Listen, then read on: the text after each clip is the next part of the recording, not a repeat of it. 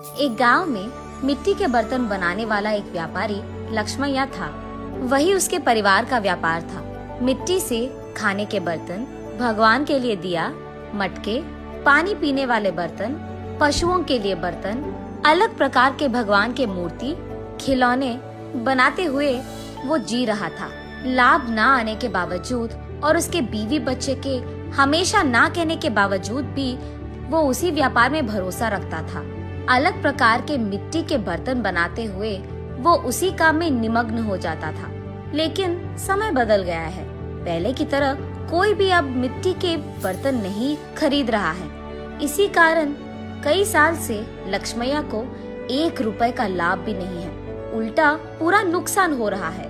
इसी कारण वो यही हमेशा सोचता था कि काम में कुछ नया करना होगा और उसी सोच में पड़ जाता था। उसको कोई और काम ढूंढने के लिए और 4 रुपए की कमाई घर लाने के लिए कह कहकर थक गई है उसकी पत्नी अन्नपूर्णा। और उसके बच्चे, आज के दिन में कौन खरीदेगा पापा ये आपके मिट्टी के बर्तन? आप वो काम छोड़कर हमारे साथ शहर आ जाइएगा, वहाँ आपके लिए अच्छा काम हम ढूंढ कर रहेंगे। ऐसे भी बहुत बार बोलकर देख चुके हैं, फिर भी नहीं माने लक्ष्मैया, और इस कारण बच्चे लक्ष्मैया से कुछ कहना भी बंद कर दिए। एक दिन लक्ष्मैया धूप में काम कर कर के थक कर वही मौजूद मिट्टी के मटके में से पानी लेकर पी रहे होते हैं। हाँ, इस गर्मी के मौसम में ठंडे पानी के लिए मिट्टी के मटके रखते थे। अब न जाने क्या हो गया लोगों को, मिट्टी के मटकों को छोड़कर मिट्टी को खराब करने वाले फ्रिज और एसी से काम चला रहे हैं। और मुझे समझ में नहीं आता कि उनको मिट्टी के बर्तन से काम चलाने में क्या ही प्रॉब्लम है। ऐसे सोच में पड़ जाता है और अचानक उसे एक योजना सूझती है। तुरंत उसके बीवी के पास जाकर ऐसे कहता है, सुनो, मुझे एक अच्छा योजना सूझा है। क्या है वो? अगर हम मिट्टी से फ्रिज तैयार करें तो कैसे रहेगा? लगता है मिट्टी में काम कर करके आपका दिमाग भी मिट्टी का बन गया। अरे ऐसे क्यों कह रही है? तो फिर ये कैसी बात हुई? मिट्टी से फ्रिज कौन बनाता है? पागल हो क्या तुम? अरे ये बेवकूफी की बात नहीं है। सोचो एक बार, मिट्टी के मटके में कुछ भी रखो तो ठंडा रहेगा ना। तो फिर अगर मिट्टी से हम फ्रिज बनाएंगे तो उसमें भी चीजें ठंडे ही रहेंगे ना।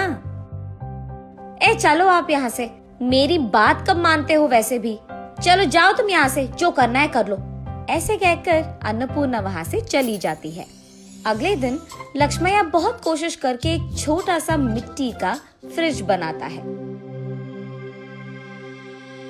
ऐसे ही कुछ फ्रिज तैयार करके उस गांव के बाजार में लेकर जाता है। वहाँ वो एक भीड़ को इकट्ठा करके, ये मिट्टी से बना हुआ गरीबों का फ्रिज है, इसमें पानी डालने से ये खूब चलता है। इसके अंदर रखे सारी चीजों को ठंडा रखता है। ये 2 परतों में रहता है और बीच में एक खाली जगह रहता है। उसी जगह को हमें पानी से भरना होगा। इसी कारण बाहर का तापमान न अंदर आएगा और अंदर का तापमान कम नहीं होगा। ऐसे वो उसके हाथों से बनाए हुआ मिट्टी का फ्रिज कैसे चलता है ये भीड़ को समझाता है। और क्योंकि उस भीड़ में से कुछ लोगों को ये बहुत अच्छा लगता है, वो लक्ष्मैया के पास फ्रिज को खरीद कर वहाँ से चले जाते हैं। बाकी फ्रिज को लेकर लक्ष्मैया घर पहुँचता है। उस दिन के कमाए हुए पैसों को उसके बीवी के हाथ में रखता है लक्ष्मैया। उन पैसों को देख आश्चर्यचकित होकर अन्नपूर्णा ऐसे कहती है, क्या इतने पैसे मिले आपको इस बार? आज गरीबों का फ्रिज कुछ बिक गए। बाप रे, ये सच है क्या? इसका मतलब तुम्हारे मिट्टी के फ्रिज को खरीदने वाले लोग भी हैं। चलो अच्छा है, कुछ तो आया हाथ में। इतने दिनों में कुछ पैसे तो घर लाए तुम। ये कहकर वो वहाँ से चली जाती है।